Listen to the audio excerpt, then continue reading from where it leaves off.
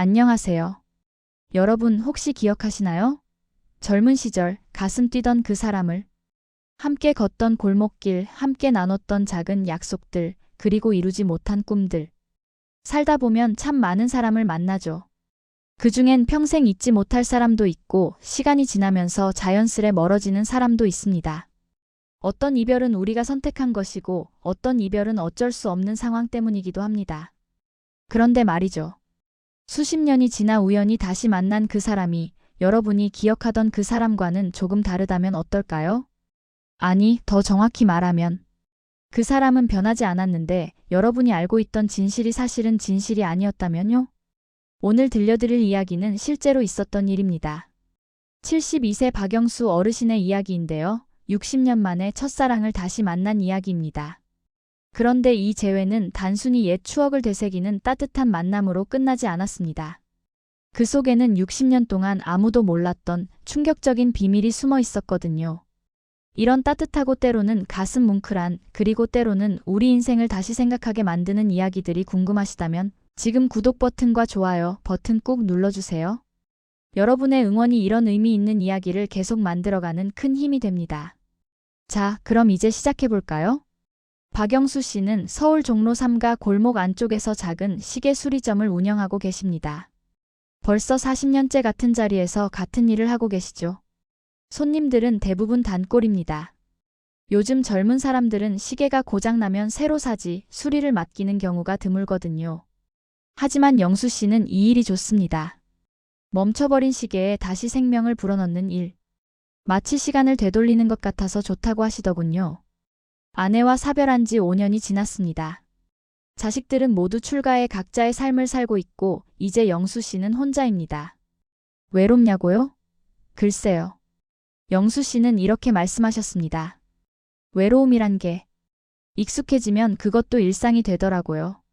아침에 일어나서 커피 한 잔 마시고 가게 문 열고 하루 종일 시계와 씨름하다가 저녁에 집에 가서 TV 보고 자고 그렇게 하루하루가 지나가는 거죠. 그날도 평범한 가을날이었습니다. 2023년 10월 마지막 주 수요일. 날씨가 제법 쌀쌀했던 날이었죠. 오전 10시쯤 영수 씨는 평소처럼 돋보기를 쓰고 작은 시계 부품들과 씨름하고 있었습니다. 그때 가게 문이 열리는 소리가 들렸습니다. 딸랑딸랑. 오래된 풍경 소리. 영수 씨는 30년 전부터 같은 풍경을 달아놓고 사용하고 있습니다. 잠시만요. 금방 갈게요. 영수 씨는 손에 든 부품을 조심스럽게 내려놓고 돋보기를 벗었습니다. 저기, 시계 배터리 좀 갈아주실 수 있나요? 그 목소리. 영수 씨의 손이 멈췄습니다. 분명 처음 듣는 목소리는 아니었습니다. 하지만 누구의 목소리인지. 60년이라는 세월이 흘렀는데도 이상하게 귀에 익은 그 억양과 톤. 천천히 고개를 들었습니다. 그리고 그 순간, 시간이 멈췄습니다. 가게 문 앞에 서 있는 여인. 짧게 자른 흰 머리, 주름이 깊이 패인 얼굴, 약간 구부정한 어깨. 하지만 그 눈빛만큼은 60년 전 그날과 똑같았습니다. 순자. 야. 영수 씨의 입에서 떨리는 목소리가 흘러나왔습니다. 그 여인도 멈춰 섰습니다. 손에 들고 있던 시계가 바닥에 떨어질 뻔했죠. 영수. 오빠? 두 사람은 그렇게 서로를 바라봤습니다. 말을 잇지 못한 채로 60년이라는 시간이 한순간에 사라지는 듯한 그 순간을. 여러분은 혹시 이렇게 오랜 시간이 지나 옛 친구나 첫사랑을 다시 만난 적 있으신가요? 그때 어떤 기분이 드셨나요? 반가웠나요? 아니면 어색했나요? 혹시 하지 못한 말이 있었나요? 댓글로 여러분의 이야기를 나눠주시면 다음 영상에서 함께 읽어보겠습니다. 여러분의 이야기 하나하나가 모두 소중합니다. 잠시 시간을 되돌려볼까요? 1963년 봄으로. 당시 20살이었던 박영수와 김순자는 서울 종로구 익선동에서 자란 소꿉친구였습니다. 영수는 가난한 목수의 장남이었습니다. 아버지는 술을 좋아하셨고 어머니는 남의 집 빨래를 해주며 근근히 생계를 이어갔죠. 영수에겐 동생이 셋 있었습니다. 장남으로서의 책임감이 무거웠죠. 학교 공부는 잘했지만 대학은 꿈도 꿀 수 없었습니다. 반면 순자는 동네에서 유일한 약국집 외동딸이었습니다. 당시 약국은 병원보다 더 자주 찾는 곳이었고 순자네 집은 동네에서 손꼽히는 부잣집이었습니다. 순자는 제대로 된 교육을 받았고 여학교를 다녔죠. 신분의 차이가 명확했습니다. 하지만 사랑에는 신분이 따로 없었습니다. 두 사람이 서로의 마음을 확인한 건 1963년 4월이었습니다. 당시 종로에는 청춘다방이라는 작은 다방이 있었습니다. 대학생들과 젊은이들이 모이는 곳이었죠. 영수는 용기를 내어 순자를 그곳으로 불러냈습니다. 순자야. 나 너한테 할 말이 있어. 네, 오빠. 무슨 말인데요? 나 너를 좋아해. 아니, 사랑해. 순자는 얼굴이 빨개졌습니다. 하지만 고개를 숙인 채 작은 목소리로 대답했죠. 저도요, 오빠. 저도 오빠를 좋아해요. 그날 두 사람은 약속했습니다. 언젠가 결혼하자고. 함께 행복하게 살자고. 하지만 현실은 녹록지 않았습니다. 순자의 아버지가 이 사실을 알게 됐습니다. 네가 감히 우리 딸한테? 너 같은 거지 새끼. 순자 아버지는 영수를 약국 뒤 골목으로 불러내 호되게 꾸짖었습니다. 당장 우리 딸한테서 손 떼. 다시는 얼씬도 하지 마. 알았어? 영수는 고개를 숙인 채 아무 말도 하지 못했습니다. 그날 밤 영수는 순자를 몰래 만났습니다. 순자야. 미안해. 나 너한테 아무것도 해줄 수 있는 게 없어. 아니에요, 오빠. 전 괜찮아요. 저는 오빠만 있으면 돼요. 아니야. 내 아버지 말이 맞아. 나는 지금 아무것도 없어. 하지만 영수는 순자의 손을 꼭 잡았습니다. 하지만 나 반드시 성공할 거야. 돈 벌어서 당당하게 너를 데리러 올 거야. 그때까지만 날 믿고 기다려줄 수 있겠어? 순자는 눈물을 흘리며 고개를 끄덕였습니다. 네, 오빠. 저 기다릴게요. 평생이라도 기다릴게요. 그리고 며칠 후 1963년 5월 15일 두 사람은 남산 벤치에 앉아 마지막 약속을 나눴습니다. 순자야, 나 다음 주에 부산으로 내려가. 거기 건설 현장에서 일자리를 구했어. 돈 모아서 꼭 돌아올게. 오빠, 얼마나 걸릴까요? 3년. 3년만 기다려줘. 3년이면 충분히 돈을 모을 수 있을 거야. 영수는 주머니에서 작은 반지를 꺼냈습니다. 철사로 만든 조잡한 반지였지만 두 사람에겐 그 무엇보다 소중했습니다. 이거 내가 직접 만들었어. 금반지는 아니지만 내 마음이라고 생각해줘. 순자는 그 반지를 끼고 눈물을 흘렸습니다. 오빠, 꼭 편지해요.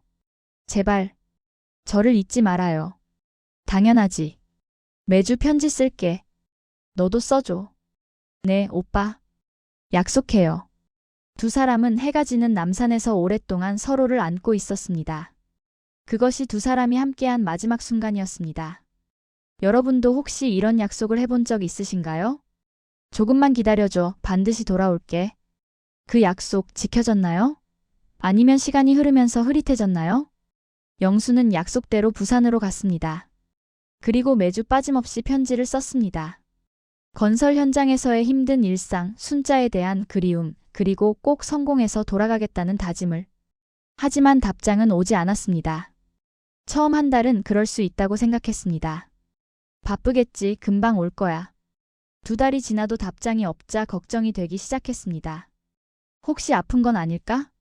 석 달째 영수는 더 이상 참을 수 없어서 직접 서울로 올라갔습니다. 하지만 순자네 약국 앞에는 다가갈 수조차 없었습니다. 순자 아버지가 지키고 있었으니까요. 이 자식이 또 왔어? 당장 꺼져. 영수는 멀리서 약국을 바라보다가 발길을 돌렸습니다. 영수는 더 열심히 일했습니다. 하루에 16시간씩 일했습니다. 위험한 고층 작업도 마다하지 않았습니다. 더 많은 돈을 벌기 위해서, 더 빨리 순자에게 돌아가기 위해서, 그리고 계속 편지를 썼습니다. 순자야, 왜 답장이 없어? 혹시 내 편지가 안 가는 걸까? 아니면 네가 나를 잊은 걸까? 제발 한 줄이라도 써줘. 네가 잘 있다는 것만 알고 싶어. 하지만 답장은 끝내 오지 않았습니다. 1년이 지났습니다. 2년이 지났습니다. 1965년 가을, 영수는 동네 친구를 통해 충격적인 소식을 들었습니다. 야, 영수야. 너 순자 결혼했다며? 뭐? 그래, 너희 동네 사람들이 다 알아. 순자가 의대생이랑 약혼했다는데 다음 달에 결혼한대. 영수는 그날 밤 술을 마시고 또 마셨습니다. 역시 나 같은 인간은 안 되는 거구나. 순자는 나를 잊은 거야. 당연하지. 가난한 건설 노동자와 의대생. 비교가 되나? 영수는 모든 것을 포기했습니다. 더 이상 편지를 쓰지 않았습니다. 더 이상 서울로 올라가지 않았습니다. 그리고 1967년 영수는 사우디아라비아로 떠났습니다. 여러분이 영수 씨라면 어땠을까요? 포기했을까요? 아니면 끝까지 진실을 확인하려 했을까요? 한편 순자 역시 편지를 썼습니다. 매주 빠짐없이. 영수 오빠, 오빠 편지는 왜 안 와요? 오빠가 약속했잖아요. 매주 쓴다고. 혹시 저를 잊으신 건가요? 하지만 순자의 편지도 영수에게 도착하지 않았습니다.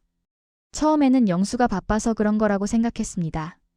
하지만 한 달, 두 달, 석 달, 1년이 지나도 아무 소식이 없자 순자는 절망했습니다. 오빠, 왜 이러세요? 제가 뭘 잘못했나요? 순자는 매일 밤 울었습니다. 영수가 준 철사 반지를 끼고 남산 벤치를 혼자 찾아가기도 했습니다. 하지만 영수는 나타나지 않았습니다.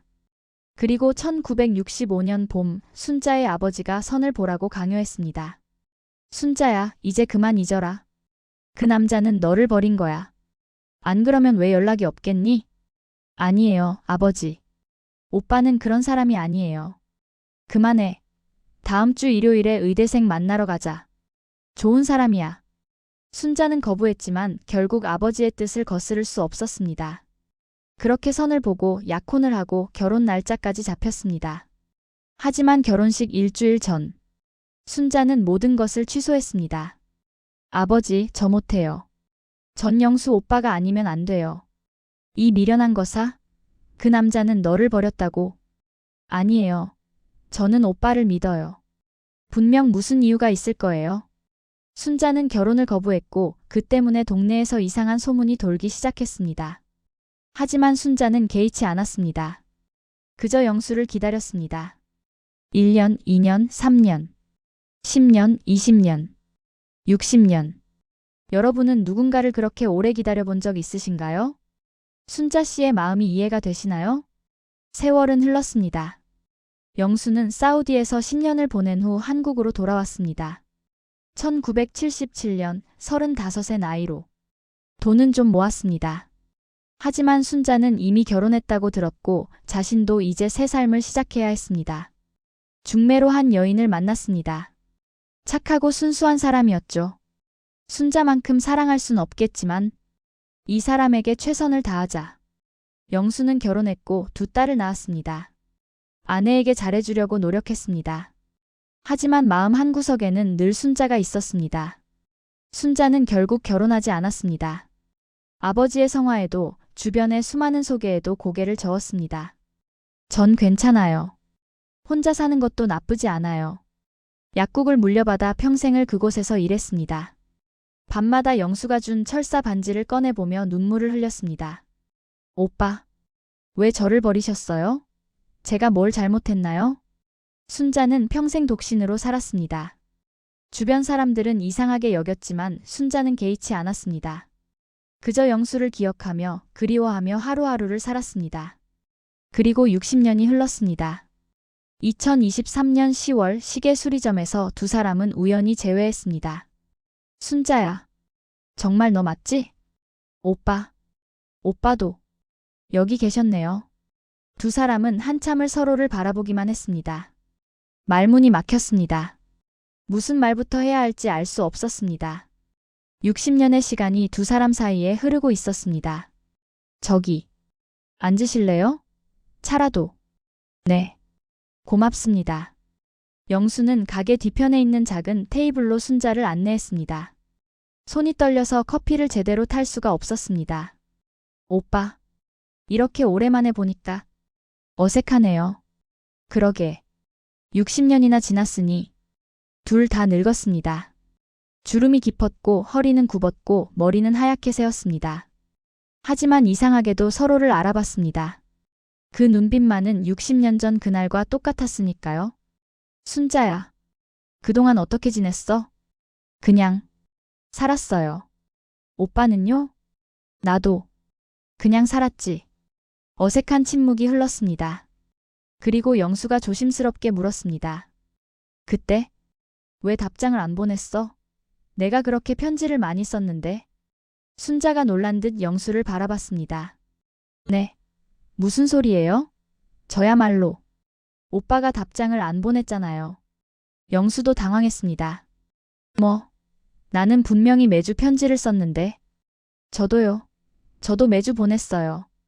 두 사람은 서로를 빤히 바라봤습니다. 뭔가 이상했습니다. 잠깐. 그럼 내 편지는 어디로 간 거야? 저도 오빠 편지를 한 통도 못 받았는데. 그 순간 두 사람의 머릿속에 같은 생각이 스쳤습니다. 설마, 오빠, 혹시, 아니, 설마. 두 사람은 말을 잇지 못했습니다. 하지만 둘 다 같은 생각을 하고 있었습니다. 누군가가 의도적으로 편지를 막은 게 아닐까? 순자야, 그때 내 아버지가 나를 엄청 싫어하셨잖아. 네, 맞아요. 아버지가 오빠를 반대하셨죠. 혹시 네 아버지가? 순자는 고개를 숙였습니다. 모르겠어요. 하지만 가능성은 있어요. 순자의 목소리가 떨렸습니다. 아버지는 저한테 오빠가 저를 버렸다고 하셨어요. 편지도 안 보내고 연락도 안 한다고. 나도 그랬어. 너희 동네 사람들이 그러더라고. 네가 다른 남자랑 결혼한다고. 두 사람은 침묵했습니다. 60년간의 오해, 60년간의 그리움, 60년간의 아픔. 그 모든 게 혹시 한 사람의 반대 때문이었을까? 오빠, 저 확인하고 싶어요. 진실이 뭔지. 나도 알고 싶어. 순자는 핸드백을 열었습니다. 그리고 오래된 편지 봉투 몇 장을 꺼냈습니다. 오빠, 이거. 영수가 그 편지들을 보는 순간 숨이 멎는 듯 했습니다. 편지 봉투에는 빨간 도장이 찍혀 있었습니다. 수취인 불명, 주소 불명. 60년 전 순자가 영수에게 보내려고 했던 편지들. 하지만 영수에게는 도착하지 못한 편지들. 이게 어떻게 된 거야? 순자의 눈에서 눈물이 흘러내렸습니다. 저도 몰라요, 오빠. 저도 정말 몰라요. 여러분 어떻게 생각하세요? 60년 전 두 사람 사이에 도대체 무슨 일이 있었던 걸까요? 왜 서로의 편지는 상대방에게 도착하지 못했을까요? 그리고 이제 와서 알게 된 진실 앞에서 두 사람은 어떤 선택을 하게 될까요? 여러분이라면 어떻게 하시겠어요? 이미 각자의 삶을 살아온 두 사람에게 이 재회가 축복일까요? 아니면 또 다른 아픔이 될까요? 댓글로 여러분의 생각을 꼭 들려주세요. 여러분의 한마디 한마디가 저희에게 큰 힘이 됩니다. 다음 2화에서는 60년 전 그날의 진실과 두 사람이 마주하게 될 황당무계하면서도 가슴 뭉클한 이야기가 계속됩니다. 구독과 알림 설정 해두시면 이 이야기의 결말을 놓치지 않으실 수 있습니다. 2화로 찾아뵙겠습니다. 그때까지 건강하시고 행복하세요.